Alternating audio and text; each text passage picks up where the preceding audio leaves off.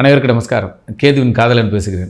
முதலாக அறிமுகமாகும் next gen YouTube சேனலுக்கும் அந்த நேயர்களுக்கும் அந்த வாடிக்கையாளர்களுக்கும் முதற்க நறுக்கத்தை தெரிவித்துக் கொள்கிறேன். இன்று கார்த்திகை மாசத்தை பற்றி எப்படி பலன் சொல்கிறேன் என்பதையும் எப்படி சொல்லிக் கொடுக்கிறேன் என்பதையும் உங்களுடன் பகிர்ந்து கொள்கிறேன். பொதுவாக ஒரு கிரகம், அந்த கிரகம் ஒரு நட்சத்திர காலில் தான் இருக்கிறது. ஆக கால் பலம் அவசியம். பொதுவாக பெரியவங்க சொல்லியிருக்காங்க, ஜோசியர்னா கால் பிடிப்பார், வைத்தியர்னா கையை பிடிப்பார்னு. அப்போ அதனுடைய வாக்கு எது, அது உண்மைத்தன்மை என்ன? ஒரு கிரகம் சுயமாக பலனை தராது. அந்த கிரகம் ஒரு சாரத்தின் வழியாக தான் பலனை கொடுக்கும். அதனால தான் ஜாதகம் சொல்லியிருக்காங்க. என்ன சொல்லியிருக்காங்க? ஜாதகம் சுய பலம் இருக்கா? அப்போ ஒரு கிரகம் சொந்த சாரத்தில் இருந்தால் ஆட்சி பலத்தையும் உச்ச பலத்தையும் நல்ல பலத்தையும் கொடுக்கும்.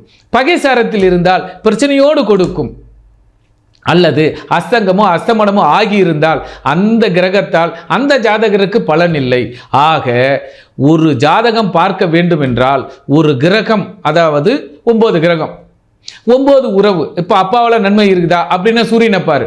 சூரியனை மட்டும் பார்த்தா பொது பலன் கிடையாது, அது பொது பலனே. சூரியன் என்ன சாரத்தில் இருக்கிறான். உதாரணம், எல்லா தந்தையும் மகனோடு உறவாடி கொண்டிருக்கிறாரா? கிடையாது. எந்த மாமன் மகளோடு உறவாடி கொண்டிருக்கிறாரா? கிடையாது. ஆக உண்மை எது, சண்டை எது, சச்சரவு எது, சந்தோஷம் எது என்பதை அந்த கிரகம் வாங்கிய சாரநாதனை பொறுத்துத்தான் அந்த உறவு அவர்களுக்கு பலப்படும். உதாரணம், இப்ப புதன், எல்லாரும் புதனை ஜோசியம் சொல்லிடுறோம். அப்ப எல்லாரும் ஜோசியம் படிக்கிறோம். ஆக எல்லாரும் ஜோசியர் ஆயிடுறோமா? அப்ப எல்லாருக்கும் ஜோசியம் புரிகிறதா அப்படின்னா எப்படி இருக்கிறது? அவங்கவுங்க ஜாதகத்தில் புதன் என்ன சாரம் ஏறி இருக்கிறது என்பதை பார்த்தால்தான் அவர்கள் சிறந்த ஜோதிடரா, புரிந்த ஜோதிடரா, அறிந்த ஜோதிடரா, வல்லமை ஜோதிடரா என்பதை தெரியும். ஆக ஜோதிடம் பார்க்க வேண்டும் என்றாலும் 9 கிரகமும் என்ன சாரத்தில் இருக்கிறது என்பதை பார்த்துத்தான் நாம் ஜோதிடம் பார்க்க வேண்டும்.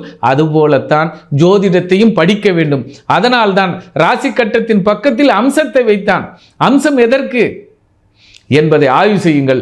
ஆக ஒரு கிரகம் என்ன காலில் இருக்கிறது என்பதின் அடிப்படையில் ஜோதிடம் கற்றுக் கொடுக்கிறேன், ஜோதிடம் பார்க்கிறேன். ஆக கார்த்திகை மாதம் யார் யாருக்கு 12 ராசிகளுக்கு நன்மை எது, தீமை எது, வளம் எது, பலம் எது என்பதை முழுமையாக தெரிந்து கொள்வோம். கார்த்திகை மாதம் இந்த துலாம் ராசிக்கு எப்படி இருக்கும் தெரியுமா? இதனால் வரை ஓடி ஓடி உழைத்து இருப்பவர்களுக்கு, இந்த துலாம் ராசிகாரர்களுக்கு ஒரு ஓய்வு தேவைப்படும், ஒரு மன அமைதி தேவைப்படும். இது அத்தனையும் கிடைக்கும் கார்த்திகை மாதத்திற்கு. நண்பர்களாலும் ஊர்களாலும் மொத்த வேலைகளை தன்னுடைய செயலினால், நிர்வாகத்தினால், தன்னுடைய புத்தியினால், தன்னுடைய திறமையினால் இழுத்து செய்து வந்த அத்தனை வேலையும் சுலபமாக முடிந்துவிட்டு அப்பாடா என்று ஒரு இடத்தில் ஓய்வாக கண்டிப்பாக அமர்வார்கள். இந்த கார்த்திகை மாதம் துலா ராசிக்காரர்களுக்கு பெரும்பாலும் பாருங்கள், அரசால் இதனால் வரை தடைபெற்று வந்த பென்ஷன், பிஎஃப் அல்லது எக்ஸெட்ரா அது அத்தனையுமே இந்த மாதம் அற்புதமாக கிடைக்கும். ஓய்வு ஊதியக்காரர்களுக்கும் மிக சிறப்பாக இருக்கும். ஏனென்றால் அரியர் அமௌண்ட், அரசாங்கம் அல்லது மூத்த பிள்ளை, இதனால் வரை மூத்த பிள்ளை பார்க்காத இருந்தவர்கள், வெளிநாடுகளில் இருந்து தாய் தந்தையரை பார்க்க முடியாதவர்கள், நண்பர்களை பார்க்க முடியாதவர்கள், வெளிநாட்டினுடைய வருவாயும் வெளிநாட்டு நட்பரும் வெளி மாநில உறவுகளும் மிக அற்புதமாக உங்களுக்கு கை கொடுக்கும்.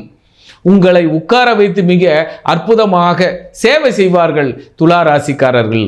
ஆக துலா ராசிக்காரர்களுக்கு ஓய்வு மாதமும் மன மகிழ்ச்சி மாதமும், அல்லது நல்ல மன மகிழ்ச்சியான ஒரு இடத்தில், அதாவது கடற்கரையோரம் யாரும் காணாத ஒரு இடத்தில் அமைதியாக இருந்து உங்கள் சந்தோஷத்தை அனுபவிப்பீர்கள். ஆக துலா ராசிக்கு ஓய்வு, அல்லது துலா ராசிக்கு அங்கங்க இருந்த சிறு கடன்களை எல்லாவற்றையும் அடைத்துவிட்டு மன மகிழ்ச்சியாக இருப்பீர்கள். குறிப்பாக பெண்கள், அதிலும் பெண் வழியில் இருக்கக்கூடிய தாய் தந்தையர்கள், சகோதர உறவுகள், அண்ணன் தம்பிகள், ஆக பெண்கள் வழியில் உள்ள அத்தனை உறவுகளுக்கும் அத்தனை கடமைகளை முடித்துவிட்டு நிம்மதி என்ற ஒரு வார்த்தையை துலா ராசிக்காரர்கள் அனுபவிப்பார்கள். ஆக நிம்மதியாக இருங்கள்.